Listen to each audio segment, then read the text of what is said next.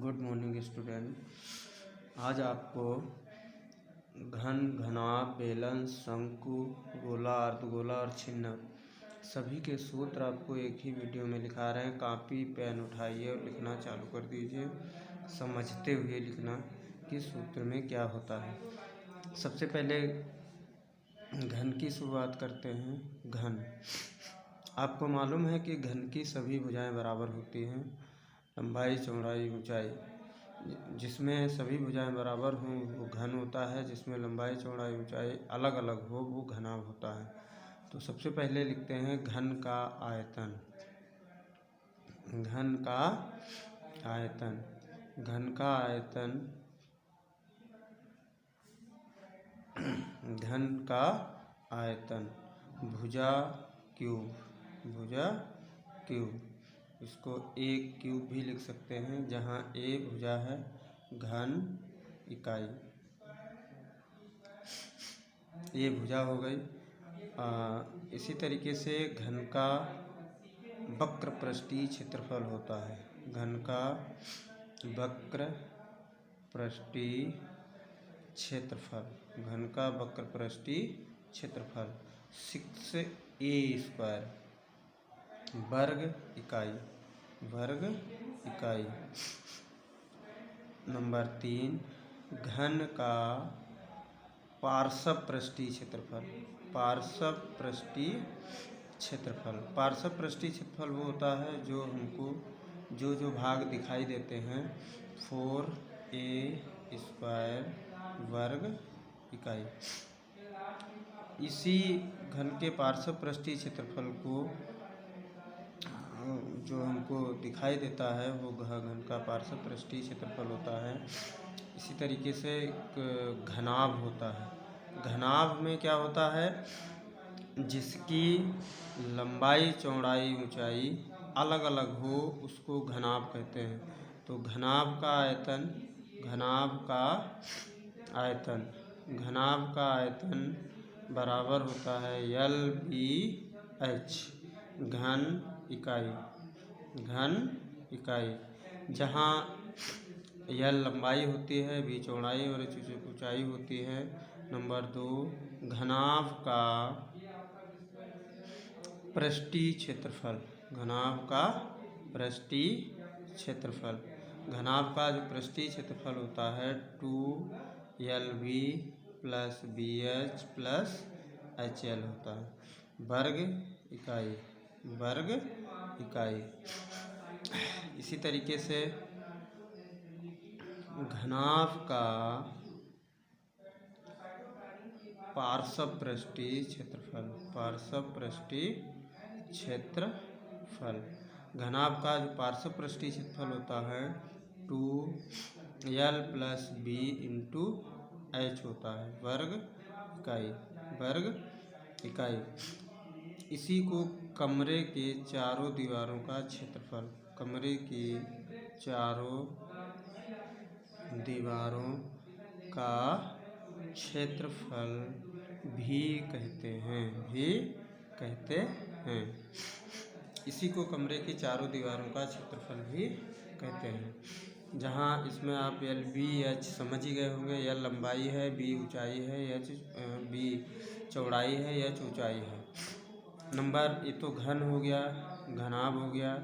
Number 3, शंकु। देखो शंकु इस तरीके का होता है, ये एक शंकु होता है जिसमें ये R होती है और ये जो है H होती है, यहाँ से यहाँ तक, और ये L होती है। L ये तिर्यक ऊंचाई है, ये तिर्यक ऊंचाई, और ये जिसे स्लैंट हाइट कहते हैं, और ये हाइट है ऊंचाई, और R त्रिज्या होती है। तो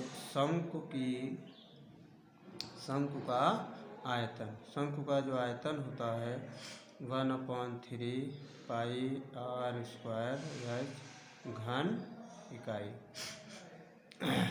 दूसरा इसका होता है शंकु का पृष्ठीय क्षेत्रफल, शंकु का पृष्ठीय क्षेत्रफल πr/L वर्ग इकाई होता है।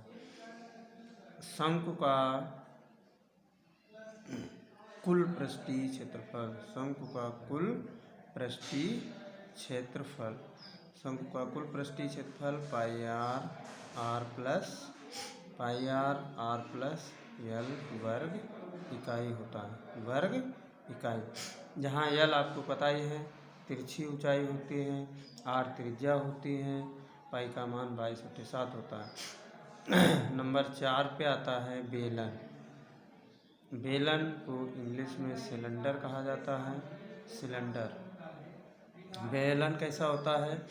ये इस तरीके से बेलन होता है जिसमें बेलनाकार भाग में ए आर होती है और ये वाली एच होती है, ये उसकी ऊंचाई होती है, ये आर रेडियस त्रिज्या होती है।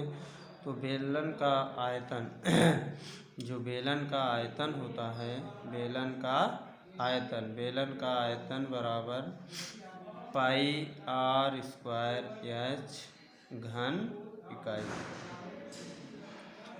और बेलन का पृष्ठीय क्षेत्रफल, बेलन का पृष्ठीय क्षेत्रफल होता है पाई आर एच वर्ग इकाई। यहाँ यह ऊंचाई है, आर त्रिज्या है, ये है।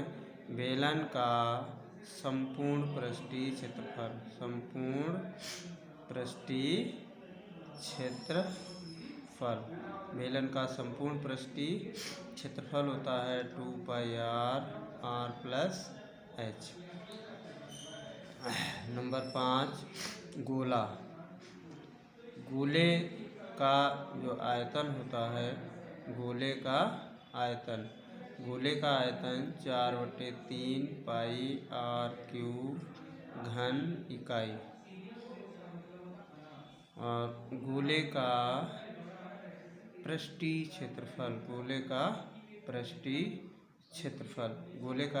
क्षेत्रफल 4 पाई आर स्क्वायर वर्ग इकाई।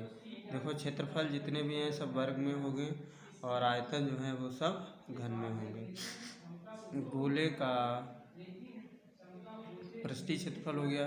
अब अर्धगोला, अर्धगोले का आयतन, अर्धगोले का जो आयतन होगा गोले के आयतन का आधा हो जाएगा, तो 2/3 पाई आर क्यूब घन इकाई। अर्धगोले का पृष्ठीय क्षेत्रफल बराबर 2 पाई आर स्क्वायर वर्ग इकाई। देखो एक चीज़ यहाँ पे समझ लो, अर्धगोले का कुल पृष्ठीय क्षेत्रफल भी होता है, अर्धगोले का कुल पृष्ठीय क्षेत्रफल भी होता है, तो 3 पाई आर स्क्वायर वर्ग इकाई। गोले का कुल पृष्ठीय क्षेत्रफल नहीं होता है, गोले का पृष्ठीय क्षेत्रफल 4 पाई आर स्क्वायर ही होता है, चाहे कुल पूछा जाए खाली पूछा जाए। लेकिन अर्धगोले का कुल पृष्ठीय क्षेत्रफल 3 पाई आर स्क्वायर होता है। ऊपर हमने जहाँ पे आपको शंकु पढ़ाया था शंकु के जो सूत्र आपने लिखे थे, इसमें एक एल अगर हमको निकालना हो तो R square plus H square होता है, ठीक है। तो इस तरीके से आपके घन, घनाभ, शंकु, बेलन, गोला, अर्धगोला हो गया। इसमें एक बहुत इम्पॉर्टेंट चीज़ है, 10th क्लास में है और ये आपके कंपटीशन में भी पूछा जाता है, छिन्नक। छिन्नक पहले समझ लो होता क्या है।